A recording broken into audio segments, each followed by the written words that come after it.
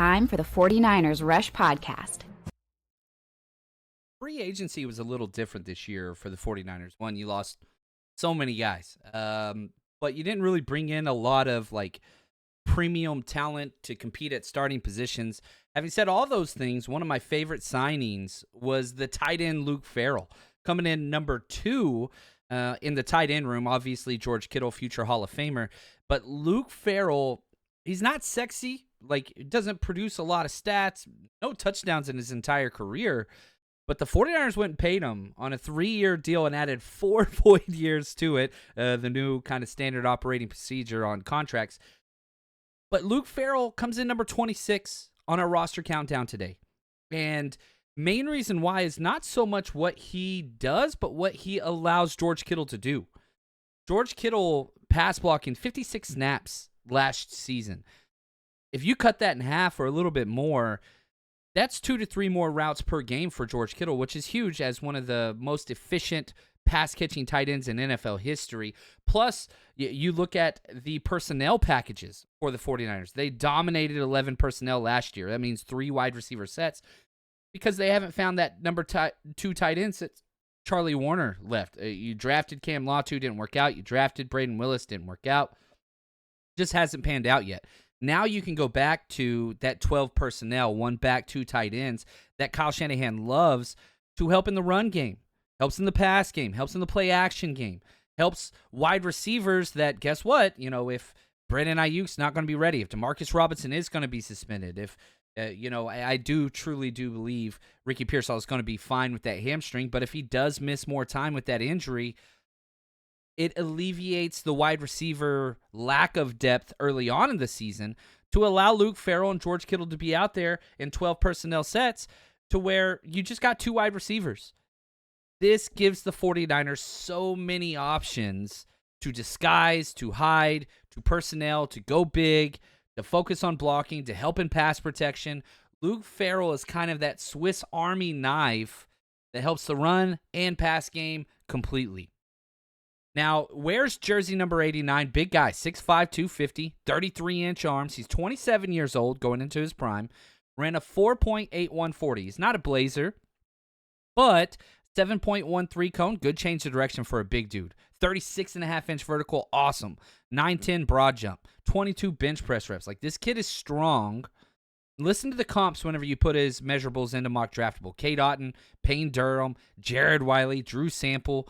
Payne Durham and Jared Wiley were 2 of my favorite draft prospects. And those are the comps that he brings. This all-around tight end option that is predominantly a run/pass blocker. That's his primary. He's essentially the extra offensive tackle. Now he can catch the ball and he can run some routes. He's got good hands. It's just he's not dynamic in the passing game. He is a blocker. That is why he got paid. Going into his 5th season. From Ohio, went to Perry High School, and then Ohio State. You go to Ohio State, he was one of, the top recruits at his position. His older brother went to Ohio State as well. Sister Celeste went there as well.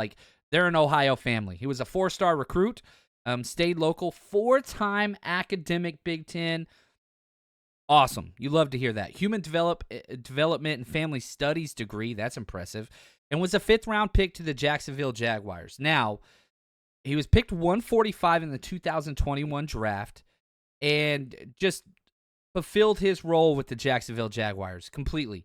Just made their team so solid, so complete. Hasn't been a big wide receiving threat. Again, does not have a pass reception for a touchdown. Maybe Purdy can bless him with one of those this year, but just does his damn job. Chris Forster, the 49ers offensive line coach, said, quote, "I love him. He's one of the best run-blocking tight ends I've seen in a long time," end quote. That's why you go get him. It helps out Colton McKivitz. It helps out Christian McCaffrey. Helps out Brock Purdy. Helps out George Kittle. Just helps. A glue-type guy that gives you versatility in your personnel packages, goal line packages, short yardage packages, you name it. Shoot, you can go back to Brock Purdy's injury and the NFC Championship game. What was the issue? It was a tight end 2 that missed a block that got him injured. Tight end 2 is valuable in this offense, period. Had an 82.6 pass blocking grade, third amongst tight ends last year. And again, will allow Kittle to run more routes. That is huge. It would drive me insane to be 3rd and 7, and you got George Kittle in there pass blocking instead of running a route. No, don't do that. Yeah, George Kittle in the run blocking and every now and then pass blocking, I understand, but limit those numbers. Get George Kittle out on routes. He's just too damn good. Too damn good. The 49ers signed him to a 3-year, $20 million contract, $11 million in guarantees. 4 void years. That cap hit is spread out big time, big time, big time. Now, the 49ers do have a potential out. If for some reason this doesn't work out, they can move on after the very first year with $3.4 million dead cap. So $6 million guaranteed this year, a little over $3.5 million next year. So that's kind of where that is. So they can get out. He also has playtime bonuses built into his contract as well. If he plays 40% of offensive snaps, he gets extra $200,000. 50% of offensive snaps, he gets extra $400,000. And if you play 60% of offensive snaps, $750,000. Also, reception bonuses. 25 catches or more, $200,000. 32 receptions, $400,000. And 40 receptions, $750,000. So he's betting on himself, and I think that's huge. When he signed with the Niners, this is what Luke Farrell had to say. Quote, "The Niners wanted to work fast. They were far and away the best opportunity as far as what they were offering, so it was, at the end of the day, kind of a no-brainer," end quote. They wanted this guy. They went quick, and he was kind of their priority one. The very first deal that they kind of signed, they wanted this done. So interesting to say the least. Now, let's look at his NFL career. He's got 20 starts in the NFL, 66 games played, 1,100 offensive snaps, 500 special team snaps. Now, his alignment, he's played in the backfield, 30 snaps. He's inline blocker with his hand down, traditional tight end, 964. That's what he's going to be used predominantly. Out as the slot kind of wide receiver, 117. Out wide, 32 snaps. And as an extra offensive lineman and a tackle overset, 13 times. So, versatility. He missed 2 games his rookie year. That's it. 3 straight seasons without missing a game. You look at his 4 years, 15 games, 17 games, 17 games, 17 games. Best ability, durability. Now, his career stats, 36 receptions on 47 targets. Like, not a pass-catching guy.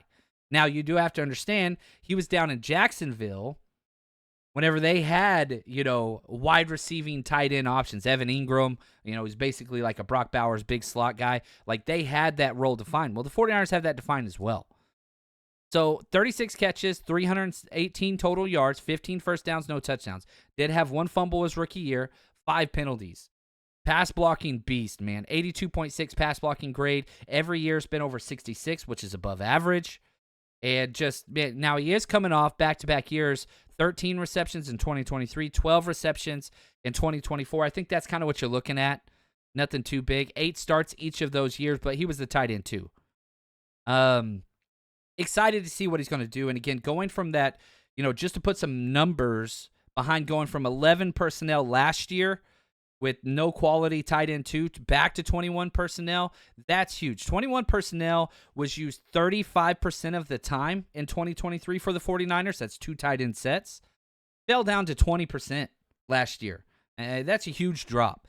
This is why Luke Farrell is important. He gets you back to those custom personnel packages where you get the extra blocking oomph in the run game, helps outside zone, inside zone, helps play action, all of that. That is what's huge. So, absolute lock to the roster. Luke Farrell's the tight end too. That contract guarantees he is the number 2 guy. And you do have a little bit more depth for those games that George Kittle will miss. George Kittle's going to miss a game or 2. It's just he plays so damn rough and so often. You can use Luke Farrell. It doesn't hurt your run game as much, but it will hurt the pass game on the routes. But still, pass protection is going to be huge. So you have a little bit more depth at a position you haven't had depth in since Charlie Warner left.